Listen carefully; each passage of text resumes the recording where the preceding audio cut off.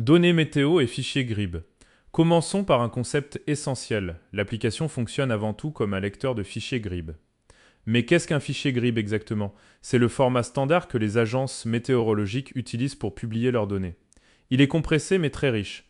Un seul fichier GRIB peut contenir énormément d'informations, souvent avec plusieurs couches météo regroupées ensemble comme le vent, la pression, la nébulosité ou encore la température. Alors pourquoi avoir choisi cette approche? La réponse tient en un mot: l'autonomie. L'objectif est de vous permettre de consulter la météo et de calculer vos routages même sans connexion Internet. Par exemple, après une journée entière passée en mer, complètement hors réseau. Voici comment ça fonctionne concrètement. Les fichiers GRIB sont téléchargés tels quels depuis les serveurs météo, puis lus et interprétés directement sur votre appareil.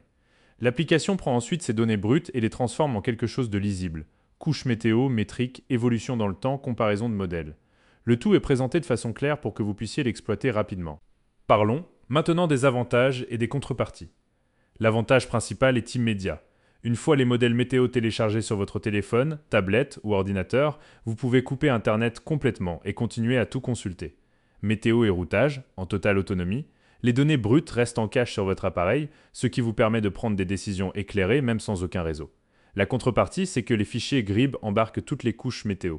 Le téléchargement peut donc parfois être un peu plus long que sur des solutions qui ne vous envoient qu'un petit extrait à la demande, mais qui nécessitent de rester connecté.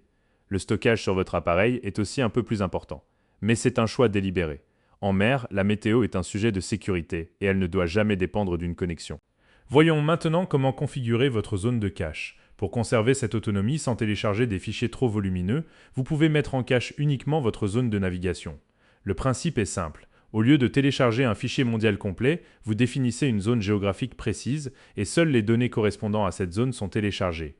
Le résultat, des fichiers plus légers, des téléchargements plus rapides et moins de stockage utilisé sur votre appareil. Voici comment procéder étape par étape. Première étape. Cliquez sur le bouton en forme de disque situé en bas de l'écran. Vous arrivez sur la page de paramétrage du cache. Deuxième étape. En haut de l'écran, cliquez sur le bouton qui permet de définir votre zone de navigation. Un rectangle apparaît sur la carte. Vous pouvez le déplacer pour le centrer sur votre zone, le redimensionner en tirant sur ses quatre coins et zoomer ou dézoomer pour ajuster précisément les limites. Une fois que la zone correspond à votre zone de navigation, validez votre sélection. Troisième étape. Juste en dessous, vous pouvez choisir les modèles météo à mettre en cache, qu'ils soient globaux, régionaux ou les deux, ainsi que le nombre de jours de prévision à télécharger pour chacun. Sélectionnez ceux qui correspondent à vos besoins, puis cliquez sur Télécharger. Quatrième étape, les barres de progression s'affichent à l'écran pour vous montrer l'état du téléchargement. Vous n'êtes pas obligé de rester sur cette page. Le téléchargement continue en arrière-plan.